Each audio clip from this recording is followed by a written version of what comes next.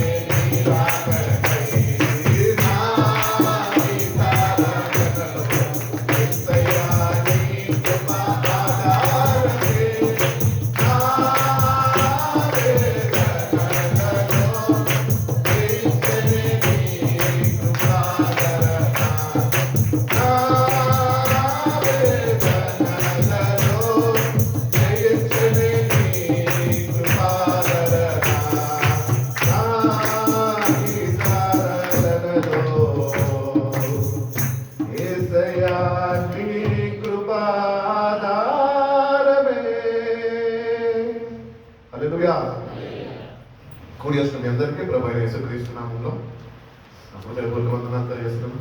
సంతోషంగా దేవుని స్తోత్రం చెప్తాం. హల్లెలూయా. మంచిదండి, వాక్యంలోకి వెళ్దాం.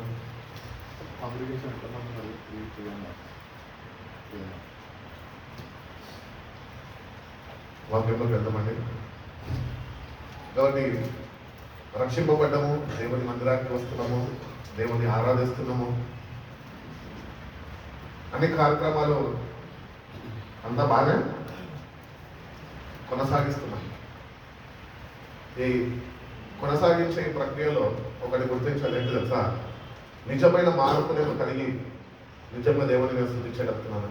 నిజమైన మారు మనసుతోని దేవుని యుద్ధకు నేను చేరగలుగుతున్నానా అని మనని మనము ఒక్కసారిగా పరిశీలన చేసుకుంటే కనుక దేవుడు తప్పక సహాయం చేస్తుంది. ఎందుకంటే మనము దేవుని సన్నిధిని గుర్తించక, ఆయన సన్నిధిలో ఉండక, నిలిచి ఉండక, మనము మన పనులు చేసుకుంటూ ఆయన సన్నిధికి దూరంగా వెళ్ళిపోతూ ఉంటాం. సో ప్రతినిత్యము మనము ఎంత దూరం వెళ్ళినప్పటికీ కూడా ఆయన దగ్గరికి చేర్చుకునే దేవుడై ఉంటున్నాం. కాబట్టి మనలో కూడా ఒక ఆసక్తి మనం కనపరచాలి. ఏంటి అంటే, అయ్యా నేను నీ సన్నిధి నుంచి దూరంగా వెళ్ళిపోతున్నాను, కానీ మరి ఒక్కసారి నన్ను జ్ఞాపకం చేసుకొని నీ సన్నిధికి నన్ను చేర్చుకో అయ్యా, నడిపించయ్యా.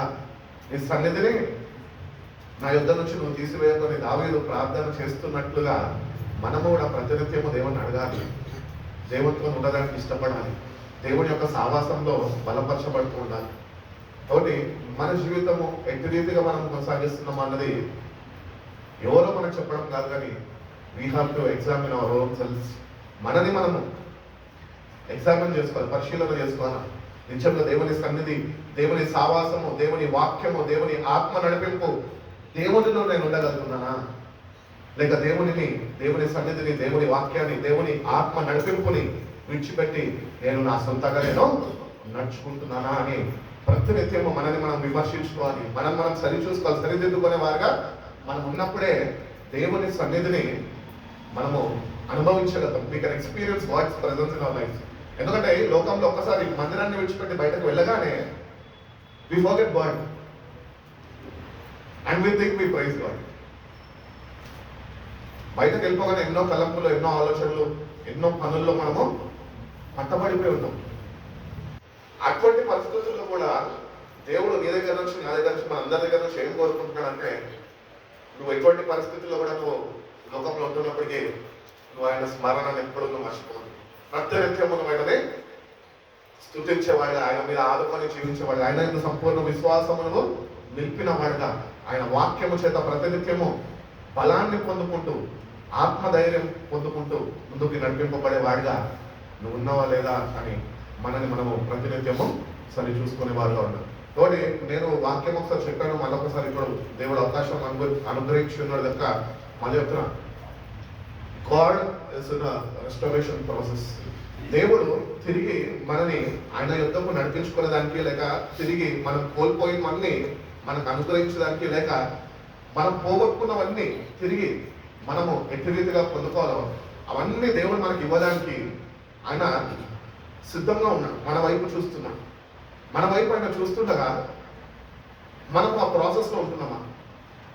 ఇప్పుడు నువ్వు దేవునికి అందుబాటులో ఉంటే దేవుడిని పక్షాన ఉండి కార్యాలు జరిగిస్తాడు.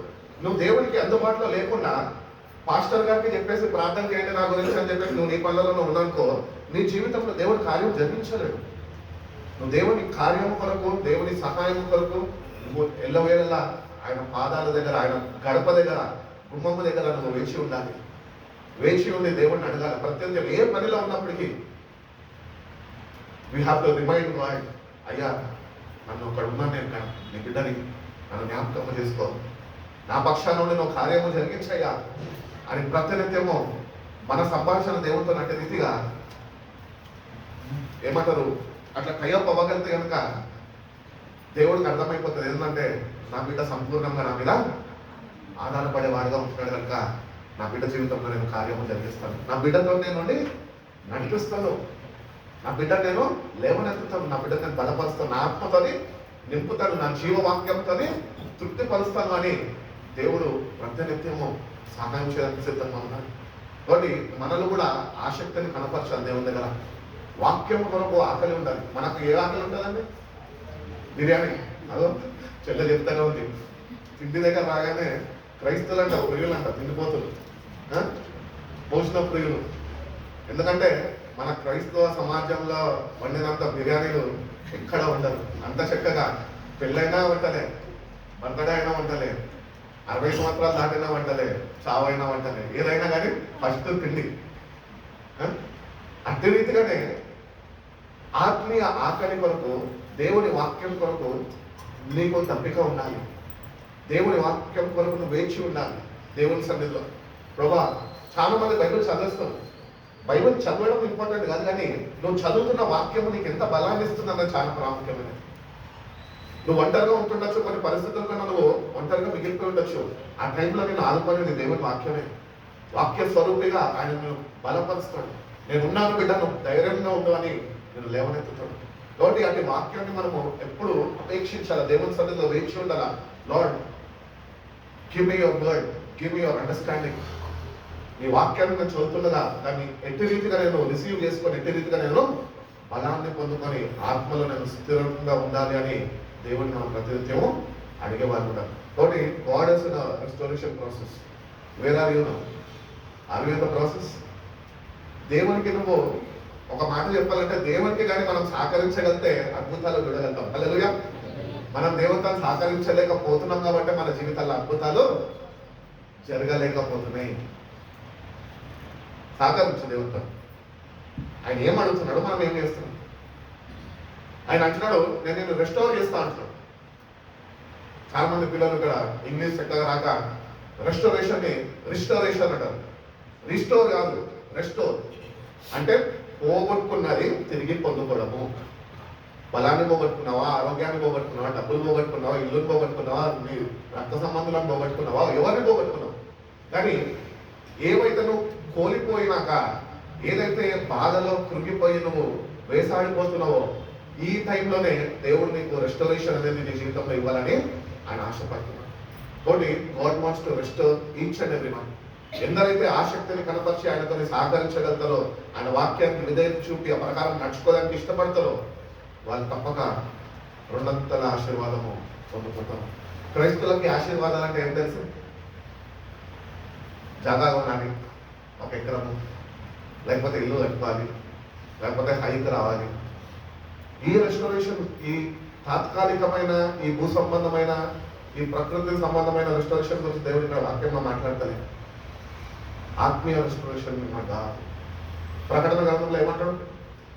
నేను నీ మీద ఒక నింద మోపబోతున్నాను. ఎందుకు? నువ్వు మెదటి ప్రేమను కోల్పోయినట్టు. సో ఈ రెస్టోరేషన్ లో ఫస్ట్ స్టెప్ ఒకవేళ మనం ఆలోచిస్తే కనుక, మొదటి ప్రేమను మనం కోల్పోయాము. ఆ మొదటి ప్రేమని కోల్పోయిన మనకి తిరిగి ఆ ప్రేమని పొందుకునే కృపని దేవుడు మన జీవితాల్లో ఆయన విస్తరింపజేస్తున్నాడు. This is called restoration. ఏనాడైతే మనము యేసు ప్రభు సొంత రక్షకుడు అంగీకరించినాక, ఏనాడైతే బాప్తిజంలో మనము నీటిలో మునిగి మళ్ళా లేపబడినాక, ఒక క్రైస్తవ జీవితం ఎప్పుడైతే ప్రారంభించి ఆ ప్రారంభ దినాల్లో దేవుణ్ణి ప్రేమించే విషయంలో ఎంతో ఆసక్తి కలిగి ఉండేవాళ్ళం. కానీ రాను రాను సంవత్సరాలు గడుస్తున్న కొద్ది ఏమైపోయిందంటే, ఆ ప్రేమ నుంచి మనం దూరం అయిపోయింది. ఇప్పుడు దేవుడు రెస్టోర్ ఏంటి చేస్తున్నాడు అంటే, you have to come back to your first love. నీ మొదటి ప్రేమ దగ్గరికి నువ్వు తిరిగి వచ్చేసాయి. ఇది రెస్టోరేషన్. కానీ చాలా మంది నేను చెప్పడం మీరు వినలేదు. అందరూ ఏం రెస్టోరేషన్ చెప్తారు తెలుసా? అప్పులు ఉన్నాయా, అప్పులు తీస్తాడు. కష్టాలు ఉన్నాయా, కష్టాలు తొలగిస్తాడు. రోగాలు ఉన్నాయా, స్వస్థపరుస్తాడు. గుడ్డోళ్ళ కళ్ళు దయచేస్తాడు. కొంటోళ్ళ కాళ్ళతో ఇస్తాడు. ఇవి చెప్తారు, తిరిగి పొందుపరచు. ఎస్, ఆయన నామంలో స్వస్థత ఉన్నది అని బైబిల్ స్పష్టంగా చెప్తున్నారు. కానీ దేవుడు నీకు ఆత్మీయ స్వస్థతని అనుగ్రహించాలని ఆశిస్తున్నాను. కాబట్టి స్పిరిచువల్ రెస్టోరేషన్ అనేది మనకు కావాలి. మొదటి ప్రేమను కోల్పోయినామో అది తిరిగి ఆయన దగ్గరికి వెళ్ళి మనం కాపులను అనుకొని పశ్చాత్తపడి కన్నీళ్లు ఇచ్చి తిరిగి దగ్గర హృదయము ఆయన పాదాల దగ్గర మనం కుమ్మరించగలిగితే, దేవుడు తప్పక ఏ మొదటి ప్రేమనైతే మనం కోల్పోయి ఈరోజు మన జీవితాల్లో సతమతం అయిపోతున్నామో అది ఆపివేసి మళ్ళీ నీకు శాంతి, సమాధానం, నెమ్మది, ఆయన ప్రేమని నీ పట్ల చూపించి నిన్ను ఆయన నడిపించాలి అని దేవుడు ఆశపడుతున్నాడు. కొన్ని రెస్టారేషన్ అంటే దేవుడు ఏదో ఇస్తాడని దేవుడి దగ్గరికి రావద్దు. దేవుడి దగ్గరికి వచ్చినప్పుడు ఒకటి గుర్తుపెట్టుకోవాలి, ఏం తెలుసా, అన్నీ తీసేసినా మనం దేవుడి దగ్గరే ఉండాలి. యోబు గుర్తు చేసుకోవాలి మనం. యోబు వంటి వాడు ఎవడు లేడు, ఐశ్వర్యవంతుడు, గొప్ప ధనము కలిగిన వాడు, అన్ని కోల్పోయినాడు, దేవుడిని విడిచిపెట్టలేదు. ఎందుకంటే యోబు అంటూ ఉంటాడు, ఏమంటాడంటే నా విమోచకుడు సజీవుడు. I know my God, I know whom I worship. నేను ఎవరిని ఆరాధిస్తున్నా నేను ఆయనని ఎదిగి ఉన్నాను అంటాడు. ఈరోజు మన జీవితాల్లో మందిరానికి వస్తున్నాము, రక్షణ పొందుకున్నాము, but do you know who your God is? ఆయన ఎవరో, ఆయన గురించి స్పష్టతని, అది ఏమంటారు, స్పష్టత నీకు వద్దా? ఆయన ఎవరో నీకు తెలుసా? మనకు చాలా మందికి అదే తెలియదు. ఆయన ఎవరో మనకు తెలియదు కానీ ఆయన గురించి ఆరాధిస్తాం. ఆయన ఎవరో మనకు తెలియదు కానీ ఆయన దగ్గర ప్రార్థిస్తాం. ఆయన ఎవరో, ఆయనతో సావాసంలో నిలిచి కానీ మందిరానికి వచ్చి సంఘ సావాసంలో. కానీ మనం మన జీవితంలో ఒకటి నేర్చుకోవాలి, ఏంటంటే it's better to know who your God is. ఈ దేవుడు ఎవరో నీకు తెలియాలి, ఆసక్తిని కనపరచు. దేవుని సన్నిధిలో వేయించు, ప్రభా నీ ముఖ దర్శనం నాకు కావాలి. పాట పాడుతున్నా, నీ ముఖ దర్శనమే నాకు ధైర్యము, నీ ముఖ దర్శనమే నాకు బలము. నిజంగా ఆయన ముఖ దర్శనము మనం పొందుకుంటే ఆ ఆత్మీయ బలముతో ఆయన నింపుతాడు. కాబట్టి మన దేవుడు ఎవరో మనము ఫస్ట్ తెలుసుకోవాలి. మొదటి ప్రేమని నువ్వు పోగొట్టుకున్నావు, తిరిగి నువ్వు మళ్ళీ ఆయన దగ్గర చేరుకొని అయ్యా నన్ను ఒక్కసారి నువ్వు దర్శించు అని దేవుడు మనం అడిగితే కనుక దేవుడు తప్పక దర్శిస్తూ అంటున్నాం. యెరెమీయా గ్రంథం 33వ అధ్యాయం 6-9 వాక్యాలు చూస్తున్నామండి. నేను దానికి ఆరోగ్యమును స్వస్థతను మళ్ళా రప్పించుచున్నాను, వారిని స్వస్థపరచుచున్నాను, వారికి సత్య సమాధానమును సమృద్ధిగా బయలుపరచదను, చెరలో నుండిన యూదా వారిని నేను రప్పించుచున్నాను, మొదట ఉండునట్లు వారిని స్థాపించుచున్నాను, వారు నాకు విరోధముగా చేసిన పాప దోషములు వాటిని దానికి ముందు నిలవకుండా వాళ్ళని పవిత్రపరచును, వారు నాకు విరోధముగా చేసిన దోషములన్నిటినీ, తిరుగుబాట్లన్నిటినీ క్షమించెదను, పూజనులందరి ఎదుట స్తోత్ర కారణంగాను నందాస్పందంగాను ఉందురు. నేను వారికి ఉపకారములు కూర్చిన వర్తమానంను జనులు విని నేను వారికి కలుగు చేయు సమస్త క్షేమమును బట్టి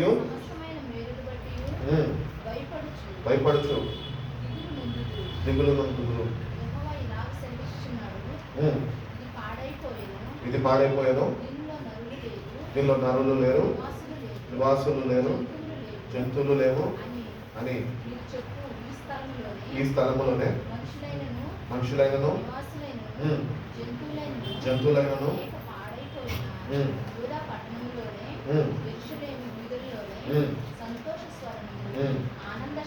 శబ్దమును స్వరమును యెహోవా మంచివాడు, ఆయన కృప నిరంతరము స్తుతించుడి అని పలుకువారి స్వరమును. చాలు.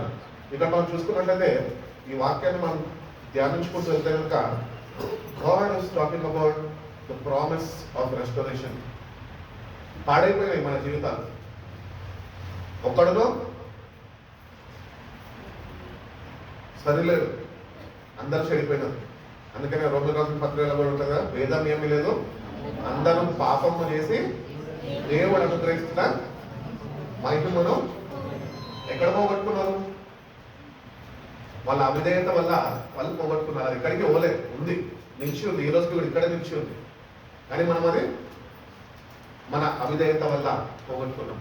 ఈ అవిధేయత వల్ల పోగొట్టుకున్న దాన్నే దేవుడు తిరిగి మనకి అనుగ్రహించాలని ఆశపడుతున్నాం.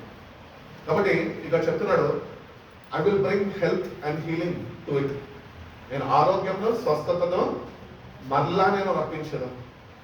ఇది భౌతికంగా కాదు, ఆత్మపరంగా.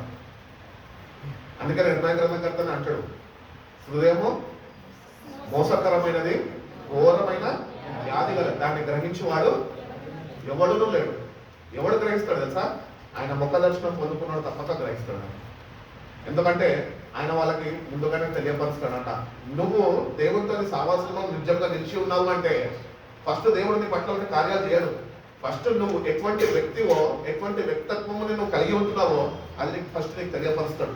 తెలియపరిచి ఏం చేస్తాడంటే, బిడ్డ నువ్వు బతుకు ఇట్లున్నదిరా, నువ్వు ఇది మార్చుకో, నువ్వు మార్చుకుంటే నేను జోక్యము చేసుకొని నీ జీవితంలో నేను కార్యం చేయగలుగుతా అని దేవుడు చెప్తున్నాడు. కాబట్టి first God will let us know in how sinful state we are. ఎట్టి పాపపు స్థితిలో మనం పట్టబడి నేటికి కూడా మోసపడుతున్నాము అన్నది దేవుడు మనకి ఆయన కనువిప్పు కలుగజేస్తాడు మన జీవితం గురించి. మనం పక్కన వాళ్ళ గురించి ఎక్కువ ఆసక్తిని కలిగి ఉంటాం, కానీ మన గురించి మనం ఎక్కువగా ఆలోచించే వారిగా ఉన్నాము. కానీ దేవుడు అంటున్నాడు, పక్కన వాళ్ళ గురించి ఆలోచించడం మానేసి నీ గురించి నాతో ఎట్టి రీతిగా నువ్వు నిలిచి ఉన్నావో దాన్ని నువ్వు ఆలోచించడం ప్రారంభించు. నువ్వు ఎప్పుడైతే దేవునితోని how you standing with God today, దేవునితోని దేవుని ఎదుట నీ ప్రవర్తన ఎట్లున్నది, నీ జీవితము దేవునితో ఎట్టి రీతిగా నువ్వు కొనసాగిస్తున్నావో అని నువ్వు ఆలోచించగలిగితే కనుక దేవుడు నీ జీవితంలో ఆయన కార్యము జరిగించడానికి ఆయన సిద్ధంగా ఉన్నాడు. This is what God is calling a promise of restoration.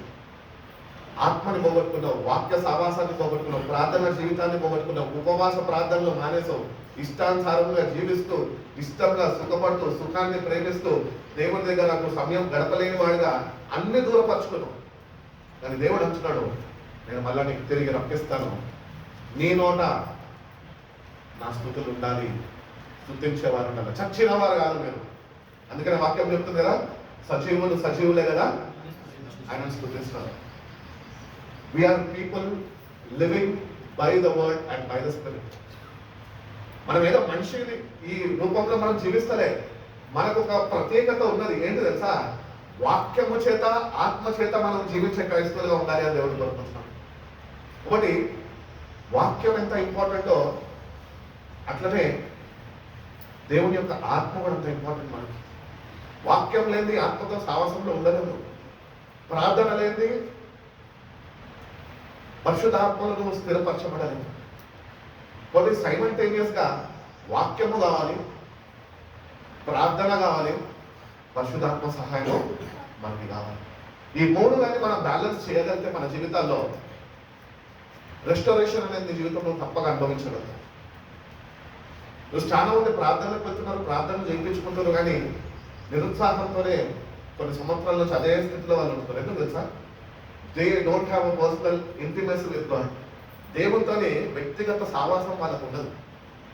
సంఘపరంగా ఉంటుంది, కుటుంబ పరంగా ఉంటుంది, నామకార్థంగా ఉంటుంది, కానీ నిజముగా వ్యక్తిగతంగా వాళ్ళకి సావాసం ఉండదు దేవుడితో. సో ఇప్పుడు మనకు రెస్టోరేషన్ దేవుడు నా పక్షాన నిల్చొని దేవుడు కార్యం జరిగించాలంటే ఈ వాక్యాన్ని నేను విశ్వసించాను. వాక్యాన్ని విశ్వసించిన నేను దేవుడు నాకు ఆరోగ్యాన్ని, స్వస్థతని అనుగ్రహిస్తాడని నేను నమ్మాలి.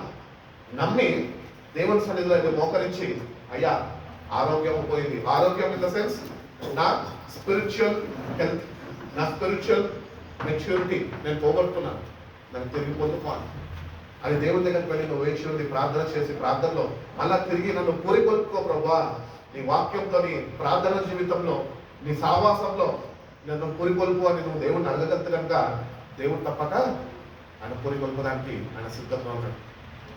ఆ నింద నుంచి మనం తప్పించబడాలి. అందుకని అంటున్నాడు, మొదటి ప్రేమను కోల్పోయినారు మీరు అని. ఆ ప్రేమను మనం తిరిగి మళ్ళా పొందుకోవాలి. ఎంత త్వరగా అయితే అంత త్వరగా మనం మళ్ళా ఆ ప్రేమని పొందుకొని ఆ ప్రేమలో మనము నిలిచి ఉండాలి అని దేవుడు కోరుకుంటున్నాం. We have to stand in God's love. ఎందుకంటే దేవుడే ప్రేమ అయి ఉన్నాడు. యోహాను రాసిన పత్రికలు చెప్తూ ఉంటాడు కదా, దేవుడే ప్రేమ అయి ఉన్నాడు. ఆ ప్రేమని మనం పోగొట్టుకొని దేవుడిని ఆరాధిస్తాం. ఎంత నటన జీవితం చూడండి మనది. వేషధారణ అంటే ఏదో అవరగాదు మనమే. వేషధారణ బైబిల్ చదివినప్పుడు మనం పక్కన వాళ్ళని చూస్తాం, వాడే వీడే, వాడు గుర్తొస్తే వీడు గుర్తొస్తే వాళ్ళని చూస్తాం. ఫస్ట్ మనం చూసుకోవాలి ఎంత వేషధారణ మనము కలిగి ఉంటాము. అని మనం చూసుకొని when we accept that we are hypocrites and we surrender our lives to God, దేవుడు నీలో ఉంటున్న హిపోక్రసీని తీసేస్తాడు, నీలో ఒరిజినాలిటీని తీసుకొస్తాడు. ఆయన బిడ్డగా నువ్వు ఎట్టి రీతిగా జీవించాలి, ఆయన బిడ్డగా వాక్యం చేత నువ్వు ఎట్టి రీతిగా నువ్వు నింపబడాలి, ఆయన చిత్త ప్రకారంగా ఆత్మ చేత నువ్వు ఎట్టి రీతిగా నడిపింపబడాలి అని దేవుడు తప్పక నీకు సహాయం అనుగ్రహిస్తాడు. కాబట్టి ఈ రెస్టోరేషన్ అనేది ఏంటంటే గాడ్ వాంట్స్ టు రీప్లేస్. నీ జీవితంలో నీ కష్టాలు ఉండొచ్చు, నువ్వు కష్టపడడము దేవుని చిత్తం కాదు, నువ్వు బాధలో ఉండడము దేవుని చిత్తం కాదు, నువ్వు కన్నీటి మయంలో ఉండడము దేవుని చిత్తం కానే కాదు. వాటి నుంచి నువ్వు బయటకు రావడమే దేవుని చిత్తం. హల్లెలూయా. దేవుని చిత్తం కూడా తిరిగి మనం దేవుని దగ్గరికి చేరుకోగలిగితే కనుక God wants to replace everything, every burden in your life. నీ జీవితంలో ఉన్న ప్రతి ఒక్క భారాన్ని ఆయన తొలగించి ఆ భారము ఆశీర్వాదంగా ఆయన మార్చడానికి ఆయన ఇష్టపడతాడు. And God wants to secondly first you want to replace you. నేను ఈ లోకంలో నుంచి ఇప్పుడు మనం ఇక్కడ ఉన్నామండి. ఎక్కడ ఉన్నాం మనం? చర్చ్లో అని చెప్పదు, ఎస్ఆర్ నగర్లో ఉన్నాం. హైదరాబాద్ ఎస్ఆర్ నగర్లో ఉన్నాం. అంటే ఈ లోకంలో ఉంటున్నాం. కానీ దేవుడు అంటున్నాడు, ఉండు బిడ్డ మంచిదే, కానీ ఎస్ఆర్ నగర్లో ఉండే వాళ్ళలాగా నువ్వు ఉండకూడదు, నువ్వు నా బిడ్డగా నువ్వు ఉండాలి ఎస్ఆర్ నగర్. అందుకనే దేవుడు అంటున్నాడు, ఈ ఎస్ఆర్ నగర్ సరౌండింగ్ లో అంతటి నుంచి నేను నిన్ను తీసి ప్రత్యేకపరుచుకున్నాను, నువ్వు నా బిడ్డ వల్లే నువ్వు జీవించాలా. సో నేను ఏమంటున్నానంటే దేవుడు అంటున్నాడు, God wants to replace your position. నీ స్థాయిని దేవుడు మార్చాలని ఆశపడుతున్నాడు.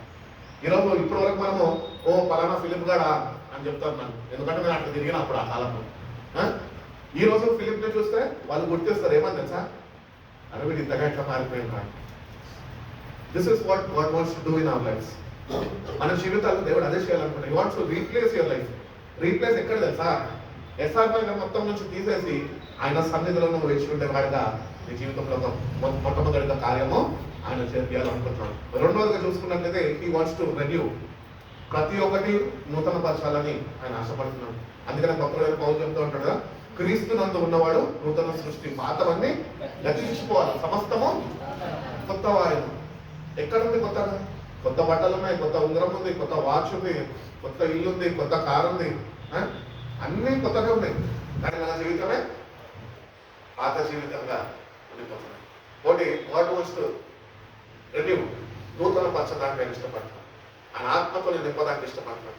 ఏ ప్రేమనైతే మనం కోల్పోయినామో ఆ ప్రేమ మీరు కలిగి మళ్ళీ జీవించడమో ఆయన రెన్యూ చేస్తూ ఉంటున్నాడు. మళ్ళీ తిరిగి పొందుకొని దేవుడు మనకి అనుగ్రహిస్తున్నాడు.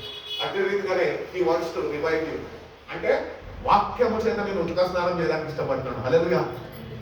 భక్తులు అంటారు కదా, మీరు వాక్యం చేత ఉతుక స్నానము చేయబడాలి. ప్రతిదినము స్నానం చేస్తాం, ఎందుకు శుభ్రంగా ఉండాలని. అదే రీతిగానే ప్రతిదినము వాక్యము చేత నీ హృదయాన్ని నువ్వు ఉతుక స్నానము చేసుకుంటేనే దేవుని ఆత్మ సావాసంలో నిలిచి ఉండదు. చాలా మంది ప్రార్థన చేస్తారు, పాటలు పాడతారు, దేవుని గురించి మాట్లాడతారు, కానీ వాళ్ళకి ఏముండదు. కావాల్సిన సర్ఫ్ పౌడర్ లేకుండా బట్టలు ఉతికేస్తే ఏం ప్రయోజనం అండి? అర్థమవుతుందా? ఇప్పుడు బట్టలు ఉతకడానికి బయలుదేరా, నేను బకెట్ తీసుకున్నా, మురికి బట్టలు తీసుకున్నా, అదేమంటారు, బట్టలు ఉతికేసినాక కంఫర్ట్ ఉంటుంది కదా, సాఫ్ట్ చేస్తుంది టెక్స్చర్ని, ఇవన్నీ పెట్టుకున్నా, కానీ ఏమి లేదు నా దగ్గర, సర్ఫ్ పొడి లేదు. అక్కడ పోయి నేను ఎంత ఉతికినా నలుపే కానీ తెలుపు రాదు. ఎందుకు రాదు? అసలైన సబ్బు లేదు కనుకని. ఈ వాక్యమే ఆ సబ్బు ఉన్నది. ఆ వాక్యము చేత మనం ప్రతినిత్యము కడగబడాలి, మనని మనం కడుక్కోవాలి. ఎవరో చెప్పడం కాదు మనకి, ఎందుకంటే మనం ఎవరు చెప్తే ఎవరి మాట మనం వినే రకాలు కాదు. దేవుని దగ్గర వచ్చినప్పుడు ఆయన మాట విందాం. God wants to revive you. వాక్యముతోని నేను నింపాలని ఆశపడుతున్నాడు. ఈరోజు ఒక్కసారి మనం ఆలోచించుకుంటే కనుక దేవుని దృష్టిలో ఎట్లున్నాం తెలుసా? దేవుడు దృష్టిలో ఫిలిప్ ని చూసినప్పుడు దేవుడు పైన నుంచి ఇట్లా చూస్తే ఫిలిప్ హృదయంలో ఏమీ లేదు, వాక్యం అనేది లేదు వాటి హృదయంలో. ఇప్పుడు నేను ఆసక్తిని కనపరిచి దేవా నన్ను రివైవ్ చేయ, మళ్ళీ తిరిగి నేను వాక్య సమాసంలో నిలిచి ఉన్నాను ఆశపడుతున్నాను. దేవుడిని నేను అడగగలితే దేవుని హృదయంని, దేవుని యొక్క బాధని, దేవుని యొక్క ఏమంటారు, దేవుని యొక్క మనసుని మనం గుర్తెరగగలిగే కనుక మనం తిరిగి ఆయన యుద్ధకు వెళ్తే ఆయన వాక్యముతో నిన్ను మళ్ళీ నింపడానికి ఇష్టపడుతున్నాను. ఈరోజు వాక్యం లేదు మన జీవితాల్లో, అందుకనే మన జీవితాలు ఇట్లా తగలలేదు. వాక్యం లేకనే, వాక్య సావాసములో నిలిచి ఉండకనే జీవితాలు వేసాగిపోతున్నాయి, ఎండిపోతున్నాయి. ప్రార్థన జీవితం కోల్పోతున్నాము, దేవుని సన్నిధిని కోల్పోతున్నాం, దేవుని ప్రసన్నతను కోల్పోతున్నాం, దేవునితోనే నిలిచి ఉండలేని వారుగా ఉంటున్నాం. ఎందుకంటే వాక్యం లేదు. ఆ వాక్యమే దేవుడై ఉన్నాడు అని యోహాను సువార్తలో చెప్తా ఉంటాడు. ఆది అంత వాక్యం ఉండను, వాక్యం దేవుని యొద్ద ఉండను, వాక్యమే దేవుడై ఉన్నాను. ఆ వాక్యమే నీ జీవితంలో, నీ హృదయంలో లేకుండా నువ్వు ఎన్ని ప్రార్థనలు చేసినా, ఎంత ప్రాకులు ఆడినా, ఎన్ని మీటింగ్లకు పోయినా, ఆ వాక్య సావాసం నీకు లేకపోతే నువ్వు చేసేదంతా ఉదాహరణ మోసపోతావు. చదువు, వాక్యం చదువు, సమయం ఏమో దేవునికి. ఒకటో ఒకటి గుర్తుపెట్టుకోవాలి, యవనస్తులుగా లేకపోతే పెద్దవారుగా ఎవరన్నా కానీ ఒకటో ఒకటి గుర్తుపెట్టుకోవాలి. ఇచ్చిన 24 గంటల్లో తిరిగి ఇవ్వవలసిన మనకి ఇవ్వాల్సిన సమయం ఇచ్చేసారు మనం. ఎందుకంటే ఆయన మనం ప్రేమించాడు, 24 గంటలు మనకి ఇచ్చాడు. సమయం ఇచ్చిన దేవుడికి మనం సమయం ఇవ్వలేని దౌర్భాగ్య స్థితిలో మనం దిగజారిపోయి ఉన్నాం ఇప్పుడు. అందుకని అంటున్నాడు, ఆసక్తిని కనపరచు. అందుకని వాక్యం చెప్తుంది కదా, ఆశపడే ప్రాణాన్ని నేను తృప్తిపరుస్తా అంటున్నాను. దేవుని అడిగి దేవుని ఎదురు పొందుకోవాలి. You can really enjoy the presence of God in your life. ఈరోజు దేవుని సన్నిధి అంటే మందిరానికి వచ్చి కూడుకొని ఆరాధన జరిగినప్పుడు, ఆరాధకులు నడిపించినప్పుడు, ఇది కాదు దేవుని సన్నిధి. దేవుని సన్నిధి ఎక్కడో లేదు, నీలోనే ఉన్నది. నువ్వు అది గుర్తించలేని స్థాయిలో ఉంటావు అంతే. భక్తుడైన పౌలు అంటుంటాడు కదా, నీలో ఉన్నవాడు ఈ లోకంలో ఉన్నవాడు కన్నా గొప్పవాడు. ఏమైంది నీ విశ్వాసం? ఎందుకు దేవుడు అక్కడ ఉన్నాడంటే పరిగెడుతున్నావు, దేవుడి సన్నిధికి పరుగులు తీస్తున్నావు, నువ్వు ఉన్న కాడ నువ్వు ఆరాధించలేకపోతున్నావు. ఎందుకు నీ స్పిరిచువల్ ఎబిలిటీ నువ్వు గుర్తించలేకపోతున్నావు? నీ కేపబిలిటీ ఏంది? రోజు దేవుడి వాక్యం ఉంది, రక్షణ ఉంది, ప్రభు యొక్క సంస్కారంలో పాలిభాగస్తుడుగా ఉంటున్నావు, కానీ ఆత్మీయ స్థితిలో చూస్తే బలహీనుడిగానే ఉంటున్నావు. ఎందుకు? బికాస్ వాక్య సాహసం లేదు నీకు. దేవుడు అంటున్నాడు, ఐ వాంట్ టు రెన్యూ. నా వాక్యాన్ని నీ నోట నేను ఉంచుతాను, నేను నిన్ను నడిపిస్తాను. నేను ఇక్కడ నిల్చోకి ముందు, ఇక్కడ నిల్చొని పాస్టర్గా నిల్చోని ముందు నేను భయపడ్డాను, వణికినాను. ఒకలాంటి షివరింగ్ వచ్చేసేది నాకు. ఏంటంటే మా మేనంతా చనిపోయింది పాస్టర్ అమ్మ ఇక్కడ. 94 years 93 years లాస్ట్కి ఆమె ప్రసంగం ఇచ్చినాక ఆ ఇయర్లో ఆమె చనిపోతే 2015లో. 2016 నుంచి ఇప్పుడు నేను టేకప్ చేయాలి. 2015 నుంచే నాకు ఒకలాంటి వణుకు ఉంటుంది లోపల. ఎందుకంటే నాకు తెలుగు వచ్చేది కాదు. అప్పుడు మా జాషువా వాళ్ళు, ప్రశాంత్, బీబ్రవన్న, సతీష్, సుజిత్, వీళ్ళందరూ అన్న గురించి వాళ్ళకి తెలుసు. ఎందుకంటే అన్నకి పొట్టబడిస్తే ముతరాదు, తెలుగు అస్సలు వచ్చేది కాదు. నాకు ఒకలాంటి భయంకరమైన భయం వచ్చేది. ఎట్ల నుంచో అలా చేతులు కాళ్ళు అంతా చెమటలు పట్టేసేది. వీళ్ళేమో అన్న వెళ్ళన్నా దాచుకున్నా ఇంకెళ్ళి చేయబెట్టి అన్న ఏం కాదు వెళ్ళండి నాకు వస్తుండే.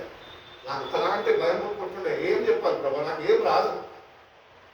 ఈ పరిస్థితుల్లో దేవుని సన్నిధిలో రాత్రిపూట కూర్చొని నేర్చుకోలేదు. ప్రభా నేను చెయ్యను అంటే నువ్వు నాకు బలవంతంగా చెప్పాలని ఆశపడతావు. నేను ఏం చేయలేనయ్యా, నువ్వే నాకు నేర్పించు అని చెప్పి దేవుణ్ణి అడిగితే ఈరోజు ఈ స్థాయిలో దేవుడు తీసుకొచ్చింది.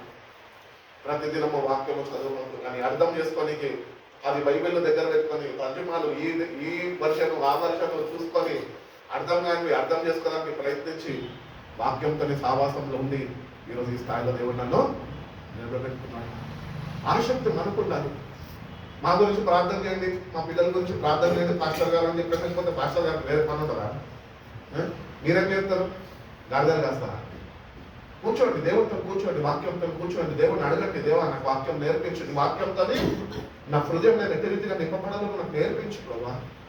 ఎందుకంటే నీ వాక్యమే సత్యమై ఉండొచ్చు. సత్యం అంటే ఈ లోకంలో ఏమీ లేదు, వాక్యమే సత్యము. వాక్యమందు యేసు ప్రభువు ప్రార్థన చేస్తూ కూడా ఏమంటాడంటే వీళ్ళని వాక్యమందు ప్రతిష్ఠింపజేయి. అయ్యిందా ప్రతిష్టత? నీకు వాక్యం చదువుతున్న బైబిల్ చేతిలో ఉంది కానీ ప్రతిష్టత పొందుకోలేదు. ఇంకా ఎప్పుడు పొందుకుంటుంది?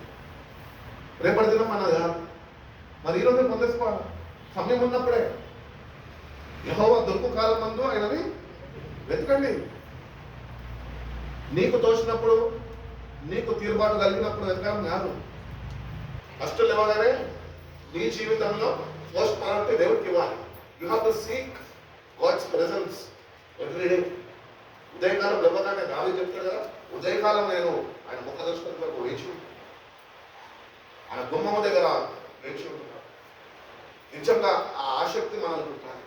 అది మనంతటా మనం పుట్టించుకోలేం, కానీ దేవుడే ఆసక్తిలో పుట్టించాలి. నువ్వు దేవుడి ప్రేమను అర్థం చేసుకోగలిగితే నీకు దేవుని వాక్యం కొరకు ఆకలి అనేది నీకుంటుంది. కడుపు కొరకు ఆకలి అందరికీ ఉంటుంది. అందుకనే శరీరాన్ని నెలకొల్పుకోండి. లెంట్ సీజన్స్ వస్తున్నాయి, ఫాస్టింగ్స్ ఉండే వాళ్ళు ఉండండి. ఫాస్టింగ్స్ వాక్యంతో దేవుడు మిమ్మల్ని తృప్తిపరుస్తుంది. సో అటు రీతిగానే వాక్యం మనం నేర్చుకోవాలి. వాక్యంతోనే ఉత్క స్నానం. కాబట్టి మూడవగా దేవుడు he wants to revive you with this word and with this spirit. ఆత్మతోని వాక్యంతోని ఆయన నిన్ను ప్రతిష్ఠింపజేయాలి అని ఆయన ఆశపడుతున్నాడు. అటు రీతిగానే you have to return to him. తిరిగి ఆయన యొక్కకు వచ్చేసాము. ఇవన్నీ ప్రాసెస్లో మనం ఉండాలి అంటే beautification with the word of God కావాలి. ఆడపిల్లలు బ్యూటీ పార్లర్లో పోతారు. నేను కొంతమందిని గుర్తుపట్టాను, ఎందుకంటే అంతా ముస్తాబై వస్తాం ఆయన. ఎందుకంటే అవును, అలంకరణ తప్పు కాదు. ఎందుకు నేను ఆడపిల్లల గురించి నేను తీసుకుంటున్నానంటే, మీరు మీ అందం గురించే అంత శ్రద్ధ వహిస్తున్నారే, మరి నీ హృదయము అందం కప్పేస్తుందా? కప్పదు. నీ హృదయం ఏంటో దేవుడికి తెలుసు. నీ హృదయము ప్రతిదినము వాక్యము చేత బ్యూటిఫై చేయబడాలి. God is the beautician. Beauty పార్లర్లో బ్యూటిషియన్స్ కాదు, ఈయన దేవుడై ఉన్నాడు. ఆయన వాక్యముతోని నీ జీవితాన్ని ముస్తాబు చేయాలనుకుంటాడు. ఆయన బిడ్డగా వాక్యంతో నింపి వాక్యం మీద ఆధారపడే క్రైస్తవుడుగా నీ జీవితాన్ని ఆయన చూడాలని ఆశపడుతుంది. ఈరోజు నిజం మీరు అందరం క్రైస్తవులమే. ఈ క్రైస్తవులలో ఎంతమంది నిజంగా వాక్యం మీద ఆధారపడే క్రైస్తవులు ఉన్నారు? ప్రతి ఒక్కటి నేను వాక్యం మీద ఆధారపడతాను చెప్పగలమా? చెప్పాలి. ఆ స్థాయికి ఎదగాలి. చెప్పలేమా? తలవపదు. తలవపోతే సాతాను ఎప్పుడు నేను తలవపోలిస్తూనే ఉంటాడు. అననీడా అననీయాడు రూపద్దు తలవపదు. ఆ స్థాయికి మనం ఎదగాలి. వాక్యం మీద ఆధారపడే క్రైస్తవులుగా, దేవుని మీద సంపూర్ణంగా ఆధారపడే వారిగా మనం ఉండాలి. పాటలు అయితే పాడేసుకుంటాం. ఎన్ని కష్టాలు కలిగినను నన్ను కృంగించే బాధలను. పాట పాడడానికి బాగుంది, కానీ కష్టాలు రాగానే ఇటుమాల దేవుడు, దేవుడితో నాకేది, ఏం సహాయం వస్తుంది, నా తిప్పలు నాకున్నాయి, నా కష్టాలు నాకున్నాయి, ఎప్పుడు శని చుట్టుకొని వెంబడిస్తూనే ఉంటుంది. అందుకనే మనము ఈ వాక్యము చేత రివైవ్ చేయబడాలా, దేవుని యొక్కకు తిరిగి మనం రావాలి. నువ్వు ఏ పనులు చేయి, దేవుడు ఒకటి అంటున్నాడు, నీకు అన్ని పనులు చేసుకోవడానికి నేను శక్తి ఇస్తున్నానే, నన్ను నువ్వు నాతో సావాసంలో నిల్చుకోవడానికి కొద్దిగా సమయము కూడా నువ్వు నాకు ఇవ్వలేకపోతున్నావు. ఇవ్వు దేవుడికి సమయం. ఈ రోజు వచ్చాను ఎందుకంటే స్పిరిచువల్లీ ఆత్మీయపరంగా ఆయన నిన్ను రీప్లేస్ చేసుకోవాలనుకుంటున్నాడు. అంటే పోగొట్టుకున్న సావాసంలో నిన్ను మళ్ళీ తిరిగి తీసుకురావాలనుకుంటున్నాడు. నేను వాక్యంతో తృప్తిపరచాలనుకుంటున్నాడు. వాక్యంతో ఉతక స్నానం చేయబడాలి అని ఆశిస్తున్నాడు. నువ్వు ఎప్పుడు ఇవన్నీ చేయబడతావంటే నువ్వు యథార్థ హృదయంతో తిరిగి ఆయన యొక్కకి వచ్చినప్పుడే అని దేవుడు తెలియజేస్తున్నాడు. రెండోగా మనం చూసుకున్నట్లయితే కనుక మత్తయి సువార్త కాదు, మత్తయి సువార్త 8వ అధ్యాయము. మత్తయి సువార్త చెప్పలేదు కదా, లూకా సువార్త చెప్పారు. చదవండి లూకా సువార్త 17వ అధ్యాయము 5 నుంచి 10 వాక్యాలు.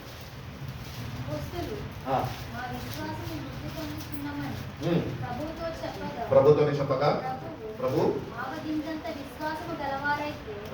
కంబరి చెట్టును చూచి వేళ్లతో కూడా పెళ్లగింపబడి సముద్రంలో నాటబడమని చెప్పునప్పుడు అది మీకు లోబడును. ఉన్నవాడు గాని మేపువాడు గాని మీలో ఎవరికైనా ఒక దాసుడుండగా వాడు పొలంలో నుండి వచ్చినప్పుడు నీవు ఇప్పుడు వెళ్ళి భోజనము చేయమని వారితో చెప్పడు.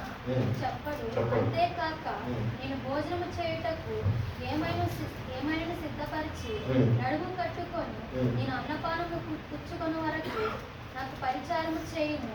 అటు తరువాత నీవు అన్నపానము పుచ్చుకొని వచ్చునని వారితో చెప్పును గాని ఆ దాసుడు ఆజ్ఞాపింపబడిన పనులు చేసినందుకు వాడు దయచూపనని వారిని మెచ్చున. అటువలే మీరును మీకు ఆజ్ఞాపింపబడినవన్నీ చేసిన తరువాత మేము నిష్ప్రయోజనములకై దాసులము, మేము చేయవలసినవే చేసి ఉన్నామని చెప్పుడని ఆయన యెరూషలేమునకు ప్రయాణమైపోవచ్చు. ఇక్కడ మనం చూసుకున్నట్లయితే ఈ 17th చాప్టర్ ఆఫ్ లూక్స్ గాస్పెల్లో ఇక్కడ మనకు 3 అంశాలు కనిపిస్తాయి. ఒకటి ఏంటంటే ఒకటి పాపము, ఒకటి విశ్వాసము, ఇంకొకటి మన duty. Sin, faith and duty ఇక్కడ మనం గుర్తించగలం. సిన్ అనేది ప్రతి ఒక్కరి జీవితంలో ఉన్నది. భక్తుడైన పరిశుద్ధుడైన పౌలు కూడా అంటాడు కదా, నేను ఏదైతే చేయాలనుకుంటున్నా కానీ నాకు చేయలేకపోతే ఎందుకంటే నాలో ఉంటున్న పాపము అది చేయనిస్తలేదు అంటున్నాం. కాబట్టి పాపము అనేది ప్రతినిత్యము మానవుడిలో ఉంది. మానవుడే పాపిగా వాడు జన్మించాడు. ఈ పాపం నుంచి విడుదల పొందుకోవాలంటే ఫస్ట్ ఆఫ్ ఆల్ నీకు దేవుని యందు విశ్వాసం ఉండాలి, ఫెయిత్. అందుకని అంటున్నాడు కదా, మీలో ఎవరికైనా ఆవగించేంత విశ్వాసం ఉంటే ఆ కంపల్ చెట్టుని పోయి సముద్రంలో పడమంటే అది మాట వింటదట. నువ్వు చెట్టు గురించి పక్కన పెట్టండి, దేవుని బిడ్డలుగా దెయ్యాన్ని నిలబెట్టగలుగుతామా? దాన్ని బొమ్మంట పోతుందా? ఇంకా నలుగురిని తీసుకొని వస్తుంది, తలకాయంతో చూపిస్తుంది మనం. మరి ఈరోజు మనం ఎటువంటి విశ్వాసంతో ఉన్నాం? ఈరోజు ఉత్తు విశ్వాసం, పేరుకే విశ్వాసం. అందుకని అంటున్నాడు, మీరు పేరుకే జీవిస్తున్నారు కానీ చచ్చిన వారై ఉంటున్నారు. Because you don't have faith in God. దేవుని యందు విశ్వాసం పెంపొందించుకో. అడుగు దేవుణ్ణి, లార్డ్ ఇంక్రీజ్ మై ఫెయిత్. శిష్యులు అడిగారు దేవుణ్ణి, ఏమనంటే లార్డ్ ఇంక్రీజ్ అవర్ ఫెయిత్. ఎట్లా విశ్వాసం అధికపరచబడుతుంది చెప్పాలా? క్రైస్తవులం కదా మనం. ఎట్లా వస్తుంది విశ్వాసం? ఏమింటున్నాం?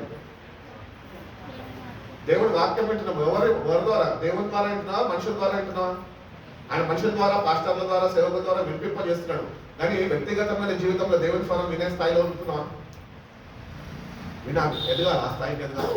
అంటే విశ్వాసంలోనికి నన్ను నడిపించు ప్రభావ, నన్ను స్థిరపరచు ప్రభావ అని అడగాల. పౌలు కూడా అందుకని అంటూ ఉంటాడు, ఏమంటాడంటే నేను మంచి పోరాడాను, నా పరుగులను కడముట్టించాను, నా విశ్వాసాన్ని నేను విశ్వాసం ప్రతిదినము కాచుకోవాలి, దాన్ని కాపాడుకోవాలి. ఎందుకంటే హెబ్రీయులకు రాసిన పత్రిక ప్రకారంగా ఏమంటాడంటే విశ్వాసాన్ని కొనసాగించు క్రీస్తు వైపు చూచుచు ఉండాలి మనం. అంటే ముందున్న పరిగెత్తమా, ఎదుర్కొంటా పోతావా దేవునికి? దేవుని మీద విశ్వాసము విశ్వాసానికి కర్త, దాన్ని కొనసాగించువాడు ఆయన. నువ్వు ఆయన మీద నీ దృష్టి నింపక నేను విశ్వాసంగా నువ్వు చెప్పుకుంటే నువ్వు అబద్ధికుడివే. నీలో విశ్వాసం ఉండదు, నువ్వు పలికినది జరగదు, నువ్వు అనుకున్న విశ్వాసం నిన్ను మోసం చేస్తుంది. అందుకని అంటుంది వాక్యం, మోసపోకూడే దేవుడు వెక్కిరింపబడదు. ఎవడు ఏది విత్తుతాడో ఆ పంటే వస్తాడు. విత్తు, వాక్యం అనే విత్తనము విత్తు నీలో. విశ్వాసం అనే పంట కొరకు ఎదురు చూడు, విశ్వాసాన్ని కలిగి జీవించు. దేవుడికి చెప్పాడంటే దేవుడు తప్పకుండా చేస్తాడు. ఒకవేళ ఆలస్యం అవుతుందంటే పొరపాటు ఇదే. ఎందుకు తెలుసా? నువ్వు ఎక్కడో తప్పిపోతున్నావు. దేవుడి చిత్తము నీకు బయలుపరిచిండు, ఆ చిత్తాన్ని నువ్వు నెరవేర్చాలా, దాని నెరవేర్పు నువ్వు చూడాలి. కానీ అది జరగకుండా ఆలస్యం ఈరోజు ఎందుకైతుంది తెలుసా? నీలో ఉంటున్న అల్ప విశ్వాసమే, గొప్ప విశ్వాసం. ఇంకొక మాట కూడా అంటాడు సువార్తలు, ఏమంటాడంటే నేను మళ్ళా తిరిగి వచ్చినప్పుడు విశ్వాసాన్ని నేను ఈ భూమి మీద కనుగొంటానా అంటున్నాడు. అంటే విశ్వాసము లేని మనుషులు. యెషయా గ్రంథకర్త ద్వారా యేసు ప్రభు వారు స్వయాన చెప్పిన మాట ఏంటి అంటే వీళ్ళు పెదాలతోనే నన్ను స్తుతిస్తున్నారు కానీ వీళ్ళ హృదయాలు నాకు దూరంగా ఉన్నాయి. ఇంటి రీతిగా మన జీవితాలు ఉంటే కనుక your faith is a dead faith. చచ్చిన విశ్వాసం ఇది, జీవంతో కూడిన విశ్వాసం కాదు. కాబట్టి విశ్వాసం ప్రతిదినము పెంపొందించబడాలి. విశ్వాసం ఎట్లా వస్తుంది తెలుసా? దేవుని వాక్యము వినటం వలన విశ్వాసం వస్తుంది. నువ్వు వాక్యం చదువు, దేవుడు వినిపిస్తాడు నీకు వాక్యం. సేవకుడు ద్వారా వినిపిస్తాడు. నువ్వు వ్యక్తిగతంగా చదివితే ఆయన స్వరము వినిపిస్తాడు. అదే చదవండి, దేవుని స్వరము వినడానికి ఆసక్తిని కనపరచండి. విశ్వాసంలో నన్ను బలపరిచేయ, నా విశ్వాసంలో నన్ను స్థిరపరిచేయ, నా విశ్వాసాన్ని నువ్వు అధికపరిచేయ, గొప్ప విశ్వాసంలో నేను నడిపింపబడాలయ్యా అని నీకు ఆశను ఉంటే కనుక దేవుడు తప్పక ఆయన యొక్క నువ్వు ఎట్టి విశ్వాసము కలిగి కనపరిచి జీవించాలో ఆయన నీకు స్పష్టముగా ఆయన నేర్పిస్తాడు. ఎంతమంది సేవకుల సాక్ష్యాలు ఉన్నాయి, వాళ్ళు సంపూర్ణంగా దేవుడి మీద ఆధారపడిన వారు. వాళ్ళ జీవితాల్లో, వాళ్ళ సేవ పరిచయంలో సంపూర్ణంగా. ఆ సేవకుడి భార్య అయితే సేవకుడు చేస్తున్న ఆ సేవ పరిస్థితి ఆ కాలంలో నోరిప్పి అడగలేని పేదరికం. ఆ సేవకురాలు పోయి గదిలో ప్రార్థన చేసుకునేది. అయ్యగారేమో బయట ప్రార్థన చేసుకుంటుంటే మా గదిలో పోయి ప్రార్థన చేసుకొని, అయ్యా సేవకు పిలిచావు, అన్నీ నేను నీ మీద ఆధారపడుతున్నా. నా గురించి నీకు బాగా తెలుసు కదా. ఈరోజు నాకు కావాల్సింది ఒకటి, నాకేమొద్దు, కొత్త చీర వద్దు, ఏమొద్దు, నాకు కేవలం ఒక పిన్నిస్ పెట్టుకోవడానికి, ఈ చెల్లు జారిపోకుండా ఉండడానికి ఒక పిన్నిస్ కావాలయ్యా అని దేవుడు అడిగినా. అంటే ఎందుకు ఈ ఎగ్జాంపుల్ చెప్తున్నా అంటే, ప్రతి ఒక్క చిన్న విషయం కూడా మనము దేవుని మీద ఆధారపడే వారిగా మారిపోతున్నాం. అది మారకండి. నీకున్న వాటి బట్టి, నీకున్న ఆస్తుల మీద అవి ఎంత ఉన్నాయి కదా అని చెప్పి వాటి మీద ఫోకస్ పెట్టుకొని మన మనసును నిలుపుకొని దేవుని మీద ఆధారపడుతున్నామని చెప్పకూడదు. సంపూర్ణంగా దేవుని మీద ఆధారపడే స్థాయికి మనం రావాలి. సో ఏది ఉన్నా విశ్వాసంతో దగ్గరికి రా. విశ్వాసంతో నువ్వు దేవుని చెప్పుకోగలిగితే నీ విశ్వాసాన్ని ఆయన పెంపొందిస్తాడు. అధిక విశ్వాసంలోనికి నడిపిస్తాడు. విశ్వాసంలో నుంచి అధిక విశ్వాసంలోనికి క్రైస్తవులు నడిపింపబడాలి అని దేవుడు ఎంతగానో ఆశిస్తున్నాడు. ఇంకొకటి, పాపం అనేది ఉంది. ఈ పాపాన్ని మనం ప్రతిదినము వాక్యము చేత, ప్రార్థనా జీవితము ద్వారా, దేవుని ఆత్మ సహాయం ద్వారా పాపాన్ని ప్రతిదినం చేయించాలి.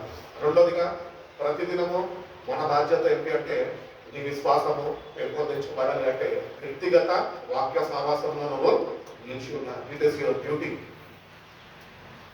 దేవుడు నీకు అప్పగించిన పని అది. నేను సేవ చేస్తున్నాను అని చెప్తే సరిపోదు. వాక్య ప్రకారం నువ్వు జీవిస్తున్నావా, సరి చూసుకుంటున్నావా, ప్రతిదినము నిన్ను నువ్వు సరిదిద్దుకుంటూ నడుచుకుంటున్నావా, అది మనకి దేవుడు అప్పగించిన పని అది. అది మనము ప్రతిదినము సరి చూసుకోవాలి. అందుకని అపోస్తులు కూడా అంటున్నారు, వాళ్ళు ఏమంటున్నారంటే, మా విశ్వాసాన్ని మీరు పెంపొందించండి, మీరు అని అడుగుతున్నారు. But everyday we should have a desire to protect our faith. నీ విశ్వాసం కాపాడబడుతుందా, ప్రతిదినం సరి చూసుకో. విశ్వాసాన్ని పోగొట్టుకో, గట్టిగా పట్టుకో, ప్రభువుని పట్టుకో. ప్రభు యొక్క సంపూర్ణమైన విశ్వాసము కలిగి జీవించే బిడ్డగా ఒక గుర్తింపు నువ్వు ఆయనలో పొందుకోవాలి అని దేవుడు ఎంతగానో ఆశిస్తున్నాడు. By faith we can do wonders. దేవుడు అదే అంటాడు, నీ విశ్వాసము నీకుంటే నువ్వు గొప్ప కార్యాలను చేయగలుగుతావు. గొప్ప కార్యాలు చూసేవారు ఉంటాం కానీ చేసేవారుగా లేకపోతున్నాం. మనంటే ఈ ఫ్రెండ్స్, ఈ రోజు కన్నా దేవుని సన్నిధికి వస్తే మనము దేవుడిని అడుగుదాం. మత్తయి సువార్త ఒకసారి చూడండి. మత్తయి సువార్త 8వ అధ్యాయం 1 నుంచి. ఆయన కొండ మీద నుండి దిగి వచ్చినప్పుడు ఆ జన సమూహంలో ఆయనను వెంబడించారు. ఇదిగో కుష్ఠరోగి వచ్చి ఆయనకు మొక్కి, ప్రభువా, నీకు ఇష్టమైతే నన్ను శుద్ధినిగా చేయగలవని. అందుకు ఆయన చెయ్యి చాపి వాడిని ముట్టి, నాకు ఇష్టమే, నువ్వు శుద్ధుడవు కమ్మని చెప్పగా తక్షణమే వానికి కుష్ఠరోగము శుద్ధి ఆయను. చాలండి, ఇక్కడ ఆపేసాం. కాబట్టి ఈ కుష్ఠరోగి ఈ వ్యక్తి ఎవరు వ్యక్తి? చూసావా ఆ వ్యక్తిని? నీ కళ్ళ ముందే ఉన్నాడు, మాట్లాడుతాడు నీతో. నేనే. ఆ కుష్ఠవ్యాధి ఎవడో కాదు అక్కడ బైబిల్ చెప్పేది, మనమే. ఆ కుష్ఠవ్యాధి కలిగిన వారికి ఏమి ఆశ ఉంది తెలుసా? దేవుని దగ్గరకు వచ్చి, నీకు ఇష్టమైతే నన్ను స్వస్థపరచు, శుద్ధునిగా మార్చు. ఈరోజు మనం దేవుని దగ్గరకు వస్తున్నాం కానీ మన హృదయం అంతా కుష్ఠ వ్యాధితో నింపబడి ఉన్నాం. ఈరోజు దేవుడు దగ్గరకు చేరుకున్నా నువ్వు, దేవుడిని ఆరాధించడానికి వచ్చిన నువ్వు దేవుని దగ్గరకు అడగాల, ప్రభా, నాలో ఉంటున్న ఈ కుష్ఠ వ్యాధిని తొలగించి నిశ్చిత్తమైతే దేవుడు అంటాడు, నువ్వు నిత్యంగా ఆయన వేడుకోగలితే, యథార్థ హృదయంతో నువ్వు ఆయన చేరుకోగలితే ఆయన ఇష్టమే అంటున్నాడు. నిన్ను బాగుపరచడము దేవుని చిత్తమై ఉన్నాడు. నీ జీవితంలో నువ్వు పాపాన్ని జయించి విశ్వాసంలో నువ్వు ముందుకు వెళ్ళడము దేవుని చిత్తము సంకల్పమై ఉంది. కాబట్టి ఈ కుష్ఠవ్యాధి గురించి ఎందుకు ఇక్కడ మనం చదువుకుంటున్నామంటే, ఈ కుష్ఠవ్యాధి ఒకడో కాదు బైబిల్లో, ఒకడో అని మనం ఊహించుకోవద్దు. కానీ ఆ కుష్ఠవ్యాధి కాదు, మనమే ఇటు రీతిగా పీడింపబడుతున్నాం పాపముతోని. పాపం అనే కుష్టితోని మనం పీడింపబడుతూ దేవునిని అర్థం చేసుకోక, దేవుని చేరలేక, దేవుని యొక్క స్వస్థతలు మనము పొందుకోలేక బాధపడుతున్నాం. ఈరోజు దేవుని దగ్గరకు వచ్చిన నువ్వు దేవుని నువ్వు అడగగలిగితే కనుక, దేవా నన్ను బాగుపరచు అని దేవుడు తప్పక జీవితంలో బాగుపరుస్తాడు. ఆనాడు ఎటు రీతిగా అయితే కుష్ఠవ్యాధి తక్షణమే ఇమ్మీడియట్ వెంటనే హీలింగ్ వచ్చింది ఆయనకి. ఎందుకు? దేవుని అందు అంత విశ్వాసము ఆ కుష్ఠవ్యాధితో ఉంది. ఆ కుష్ఠవ్యాధి కలిగిన వాడికి దేవుడు స్వస్థపరుస్తాడు అన్న విశ్వాసం వాళ్ళలో ఉంది కాబట్టి వచ్చాడు ప్రభు దగ్గర. ఈరోజు నీలో విశ్వాసం ఉందా? నిన్ను బాగుపరుస్తాడు ప్రభు, నీ జీవితాన్ని మారుస్తాడు, నిజమైన మారుమనసు కలుగజేస్తాడు అన్న విశ్వాసం లేకుండా చేరుకో, ప్రభుని చేరుకో, స్వస్థత పొందుకోవాలి అని కూడా తెలియజేస్తుంది. హెబ్రీయులకు రాసిన పత్రిక 11వ అధ్యాయం ఒకటి.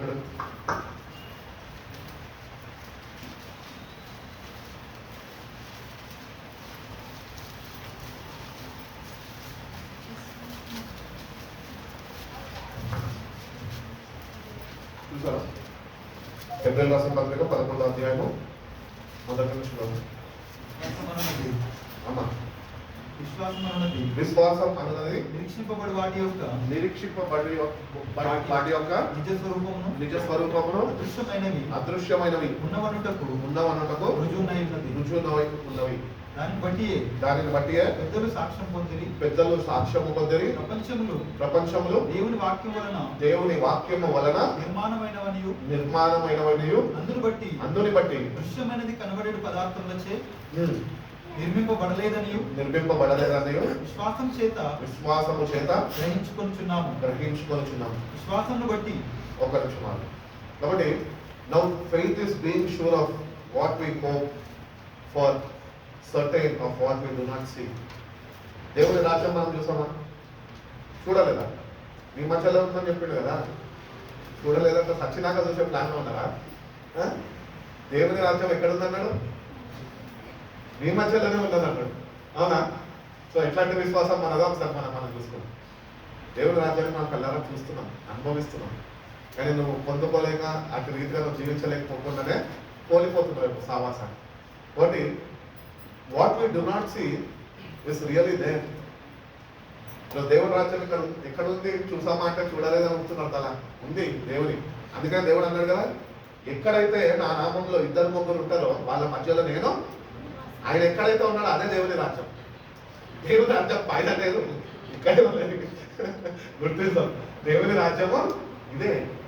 ఎక్కడైతే ఆయనని ఆత్మతోనూ సత్యముతోని ఆరాధిస్తారో అదే దేవుని రాజ్యం. ఎందుకంటే అక్కడ దేవుని వాక్యం ఉంటుంది, వాక్యమే దేవుడు అయి ఉంటాడు, దేవుని ఆత్మ ఉంటుంది. అక్కడ సావాసం, అక్కడ విశ్వాసము తోని ఆత్మతోని సత్యంతోని అందరూ దేవుని ఆరాధించడం, అది దేవుని రాజ్యం. అందుకనే నేను రాత్రి కూడా బ్రదర్ జాస్వా చెప్తా వాక్యం అన్నాడుగా, దేవుని రాజ్యం ఏమనగా నీతి సమాధానము ఆత్మయందు. ఒక్కసారి గుడ్డ మీద చేయి పెట్టుకొని 3 ఉన్నాయి అనుకో. 3 ఉన్నాయేమో ఒకసారి చూసుకో. నీతి ఉందా? సరే, నీతిని పక్కన పెట్టు. వ్యక్తిగతమైన పర్సనల్గా ఇన్వాల్వ్ అవ్వద్దు. నీతి ఉంది, నీతి లేదో ఉందో నాకు తెలియదు. రెండోది, ఇది పబ్లిక్, అందరికీ సంబంధించింది. సమాధానం ఉందా? అబద్ధం చెప్పదు దేవుడు, నిజాలు చెప్తుంది. సమాధానం లేని లోకంలో మనం ఉంటున్నాం. కానీ ఆయన సమాధానకర్తగా ఈ భూమి పైకి దిగొచ్చాడని యెషయా గ్రంథకర్త చెప్తున్నాడు. భూమి మీద ఇష్టలైన వారికి సమాధానం. నువ్వు దేవుడికి ఇష్టడుగా లేకపోతున్నావు కాబట్టి నీకు సమాధానము లేదు. కోల్పోయిన సమాధానాన్ని తిరిగి పొందుకోవడానికి ప్రభుని ఆయన యొక్కకు పిలుచుకున్నాడు. కాబట్టి దేవుని రాజ్యం ఏమో కాదు. God's kingdom is not about the matter of eating and drinking. తినుడు త్రాగుడు కాదు దేవుని రాజ్యం అంటే. దేవుని రాజ్యం అంటే నీతి, సమాధానము, ఆత్మలో ఆనందము. ప్రతినిత్యము కష్టాలలో, బాధల్లో, కన్నీటిలో, దుఃఖంలో, దుఃఖ సాగరాల్లో మనం ఎన్నోసార్లు వెళ్ళిపోతూ ఉంటాం. ఆ సమయంలో నువ్వు దేవుళ్ళు ఆనందించేవాడుగా, దేవుని యొక్క సమాధానం కలిగి జీవించేవాడుగా, నువ్వు దేవుని యొక్క సావాసంలో నిలిచి ఉండేవాడుగా, దేవుని సన్నిధిని, దేవుని రాజ్యాన్ని, దేవుని సావాసాన్ని వ్యక్తిగత జీవితంలో ప్రతినిత్యము నువ్వు అనుభవించే వ్యక్తిగా నీ జీవితము మార్చబడాలి అని దేవుడు ఎంతగానో ఆశిస్తున్నాడు. What is faith? Through faith Abel offered sacrifice. ఇద్దరు అన్నదమ్ములు, కయ్యను ఏబుల్. కానీ కయ్యనుకు విశ్వాసం లేదు, ఏబుల్కి విశ్వాసం ఉన్నది. ఏబేలుకు విశ్వాసము ఎంత గొప్పదంటే, దేవుడు నాకు ఇచ్చాడు, నేను శ్రేష్టమైనది, నాకు ఇవ్వబడిన శ్రేష్టమైన వాటిని నేను నా బెస్ట్ దేవుడికి ఇస్తే దాన్ని ఇంకా కొద్దిగా ఆశీర్వదిస్తాడు అని ఆ విశ్వాసంతో ఇచ్చాడు. అందుకనే కయ్యను అర్పించాడు, ఏబుల్ అర్పించాడు, కానీ ఒకటే అంగీకారంలో ఉన్నది. అదేంటంటే విశ్వాసంతో అర్పించిన బలి. విశ్వాసంతో విత్తు, దేవుడు తప్పక దానికి తగ్గ పంటని నీ చేతనే పండిస్తాడు. కైకిడిని తీసుకొచ్చి ఎవరితో పంట పోయినాడు, నీ పంట నువ్వే పండిస్తాడు. విశ్వాసంతో హ్యావ్ ఫెయిత్ ఇన్ గాడ్. నీ ఫెయిత్ లెవెల్స్ ప్రతిదినము నువ్వు సరి చూసుకోవాలి. మా అందరికి ఒక అలవాటు ఉంటుంది, పాత అలవాటు ఏంటి, ఫోన్లో బ్యాటరీ ఉందా లేదా చూసుకుంటాం, అవునా? లేకపోతే ఏం చేస్తాము, ఇమీడియట్గా పోయి ఛార్జింగ్ కనెక్ట్ చేసేస్తాం. అది ఎప్పుడు ఛార్జ్ అవుతుందా, ఎప్పుడు అది జోబులో పెట్టుకొని బయటపడదామా అని కూరలు అయితే తిరుగుతూ ఉంటాం. అదే రీతిగానే ఒక క్రైస్తవుడిగా విశ్వాసంలో సన్నగిల్లిపోతుంటే, విశ్వాసాన్ని కోల్పోతుంటే, విశ్వాసంలో స్థిరపడి నువ్వు లేకుండా దిగజారిపోతున్నప్పుడు వాక్య సావాసంలో, ప్రార్థన సావాసంలో నిలిచి ఉండి, ప్రభు నా విశ్వాసంలో నేను బలహీన పడిపోతున్నాయా, నన్ను బలహీన పడలేకుండా నన్ను విశ్వాసంలో నువ్వు ఛార్జ్ చేయయా, ఫోన్ బ్యాటరీ ఎట్లా ఛార్జ్ అవుతుందో నన్ను కూడా నీ వాక్యంతో నీ సావాసంలో ఉండి ప్రార్థన జీవితంలో నన్ను ఛార్జింగ్ పొందుకునే కృప నాకు దయచేయయా, నన్ను కూడా బ్యాటరీ ఫుల్ చేయయా నువ్వు అడిగితే దేవుడు తప్పక నీ విశ్వాసాన్ని ఆయన పెంపొందిస్తాను అని ఆయన చెప్తున్నాను. కాబట్టి త్రూ ఫెయిత్ ఏబుల్ కానీ మనం చూసుకున్నట్లయితే త్రూ ఫెయిత్, హానోకు కానీ through faith, and without faith it is impossible to please God. విశ్వాసము లేకుండా దేవునికి ఇష్టడై ఉండుట అసాధ్యము అని వాక్యం చెప్తుంది. కాబట్టి విశ్వాసము ఉండాలి. దేవుడికి నువ్వు ఇష్టడుగా ఉండాలంటే నీలో విశ్వాసం ఉండాలి. అయినా ఎందుకు విశ్వాసం ఉండాలి? ఇంకొక మాట, ఈ మాట నేను చెప్పగలుగుతాను. విశ్వాసం లేకుండా దేవుడికి ఇష్టడై ఉండుట అసాధ్యము, భయము లేకుండా సాతానికి ఇష్టడై ఉండుట. భయపడుతున్నట్టు దేవుని విద్యవి, దేవునికి ప్రియుడు కాదు, సాతాని విద్యవి. భయం, నీలో భయం ఉంటే నువ్వు సాతానికి ఇష్టము అంటావు, నేను చూడగలుగుతాడు, నేను ఎప్పుడు డిస్టర్బ్ చేయగలుగుతాడు. అదే నీలో విశ్వాసం ఉందనుకో, దేవుడు నీ పక్షాన ఉంటాడు. దేవుని యొక్క విశ్వాసం వస్తావు కాబట్టి అపవాది మన జీవితాల్లో చోటు చేసుకోవాలి. కాబట్టి through faith we can do wonders. నువ్వు విశ్వాసాన్ని కనపరిస్తే చాలు, దేవుడు విను వెంటనే నీ విశ్వాసాన్ని బట్టి ఆయననే స్వయాన దిగొచ్చి నీ పక్షాన నిల్చొని ఆయన కార్యాలు ఆయన జరిగిస్తాడు. కాబట్టి through faith only we can please God. So ఈరోజు దేవుడికి మనం ఏమో ఇస్తామో ఏమో ఇవ్వాలని రావద్దు దేవుని దగ్గరికి, ఇది మన విశ్వాసాన్ని ఆయనకి ప్రదర్శించాలా. లార్డ్, నేను నీ యొద్దకు వచ్చాను, నీ మీద నాకు నువ్వు చేసినా చేయకపోయినా నాకైతే నీ మీద నమ్మకం ఉన్నది, విశ్వాసం ఉన్నది. అది నాకు మంచిగైతే నువ్వు చేస్తావు, అది నాకు కీడుకైతే నువ్వు దాన్ని తప్పిస్తావు అన్న విశ్వాసంతో నువ్వు దేవుని దగ్గరికి రాగలిగితే కనుక నువ్వు జీవించినంత కాలం ఈ భూమి మీద దేవునికి, దేవుని దృష్టిలో దేవుని చిత్త ప్రకారం తన బిడ్డగా ఆయన నిన్ను కొనసాగించుకునే కృపను ఆయన దేవుడు నీకు అనుగ్రహించడం. కాబట్టి ప్రతిదినము విశ్వాసాన్ని సరిచూసుకో, విశ్వాసాన్ని పెంపొందించుకో, వాక్యం చేత బలపరచమని ప్రార్థన జీవితంలో ఎదుగు, నీ బలిపీఠాన్ని నువ్వు కట్టుకో, ప్రతిదినము దేవుని సన్నిధి కొరకు, దేవుని ప్రసన్నత కొరకు ఆయన సావాసాన్ని వెతుకు, తప్పక నీ విశ్వాసము అధికపరుస్తామని దేవుడు చెప్తుంది. మరి కొద్దిగా విశ్వాసం మన క్రైస్తవులతో ఉన్న పెద్ద బాధ ఏంటి తెలుసా? ప్రభువునే చెప్పాడండి, ఆవగింత విశ్వాసం ఉంటేనే చాలంట. లేదు లేదు లేదు, అది బిగినర్స్కి, అది వచ్చిందండి జోయల్కి, అది జోయల్ లాంటి వాళ్ళకి, చిన్న చిన్న పిల్లలకి అది ఆవగినంత విశ్వాసం. మనకి ఎటువంటి విశ్వాసం ఉందా? గొప్ప విశ్వాసంలోకి ఎదగాలి మనం. నువ్వు ప్రభువులో ఎంత ఎదుగుతావు అంత గొప్ప విశ్వాసం నీకు ఉంటుంది. నువ్వు ప్రభువులో ఎదగకుండా నామకార్థ క్రైస్తవులుగానే ఉండిపోతే అల్ప విశ్వాసంగానే మిగిలిపోతాం. అట్టి రీతిగా మన జీవితాలు ఉండకూడదు అని ప్రభువు అనుకుంటున్నాను. గొప్ప విశ్వాసంలోకి ఎదిగే కృపను, అట్టి సహాయాన్ని, అట్టి వాక్యాన్ని, అట్టి సావాసాన్ని, అట్టి ఆత్మ నడిపింపుని నాకు దయచేయి ప్రభు అని ప్రతిదినం మన ప్రభు చేరుకోగలిగినంత దేవుడిని గొప్ప విశ్వాసం మనకి నడిపించుకోండి. దేవుడు అటువంటి కృప అందరికీ అనుగ్రహించి మనం బలపరుచుకున్నాడు తెలుసుకున్నాక కళ్ళు మూసుకున్నాం, చిన్న ప్రార్థన చేసుకున్నాం. పరిశుద్ధుల ప్రేమ కలిగిన రూపంగా మమ్మల్ని ప్రేమించి ప్రభా గత వారం అంతా కాశీ కాపాడి ప్రభావ మరొక తాను దినము ప్రభా నీ పరిశుద్ధ నామంలో రీతిగా కొడుకొని నీ నామంలో స్థుతించడానికి, కీర్తించడానికి ప్రభా ఆనందించడానికి కొద్దిసేపునైనా నీ జీవపు వాక్యము మేము వినడానికి నేను నీ సహాయం మాకు అనుగ్రహించి మమ్మల్ని బలపరిచిన విధానాన్ని బట్టి తీసుకోవాలి. విన్న వాక్యాన్ని విడిచిపెట్టక ప్రభా మమ్మల్నినైనా మీరు తిరిగి రెస్టోర్ చేయడానికి ఇష్టపడుతున్నదా ప్రభా, మేము కోల్పోయిన సావాసాన్ని ప్రభా, వాక్యమందు కోల్పోయిన ఆసక్తిని ప్రభు, కోల్పోయిన ప్రార్థన జీవితాన్ని నేను తిరిగి మాకు రెస్టోరేషన్ మాకు అనుగ్రహిస్తాను ప్రభు. ఇవన్నీ మేము పొందుకొని కృపను మాకు దయచేయండి. మీ సన్నిధిలో వేచి ఉంది ప్రభు. ఈ వాక్యం చేత ప్రతిదినమునైనా మేము నూతన పరచబడుతూ ప్రభా, నూతన బలము శక్తితో నింపబడుతూ ప్రభా, మా విశ్వాసంలో నేను ముందుకి కొనసాగించుకొని కుటుంబం మాకు దయచేయమని వస్తున్నాను. అవును నాయన, మేము నేను ప్రేమిస్తున్నాము అని చెప్తున్నాము కానీ నేను ఈ మాటకి మేము లోబడగా జీవిస్తున్నామయ్యా. మమ్మల్ని మేము మోసపరుచుకుంటున్నామయ్యా. ఈ పాపం అనే కుష్టి వ్యాధితో మేము ప్రేరేపడుతున్నామయ్యా. దీని నుంచి మాకు విడుదల కావాలయ్యా. విడుదల మాకు అనుగ్రహించండి. నేను చేరుకొని ప్రభావ మీరు మా కొరకు నేను పొందిన గాయాల చేత స్వస్థత పొందుకునే కృపను మాకు దయచేయండి. అదే రీతిగా ప్రభావ విశ్వాసం మూలంగానైనా మేము ఎటు రీతిగా నడుచుకోవాలి మీరు మాకు నేర్పించండి. ఈ వాక్యం చదివిస్తుండగా ప్రభావ నీతిమంతులు అంటూ ఒక్కడునూ లేడు అని అంటుంది ప్రభా. అదే వాక్యం చదివిస్తున్నాయి, నీతిమంతులు విశ్వాసం మూలంగా జీవిస్తారని చెప్తున్నాయి.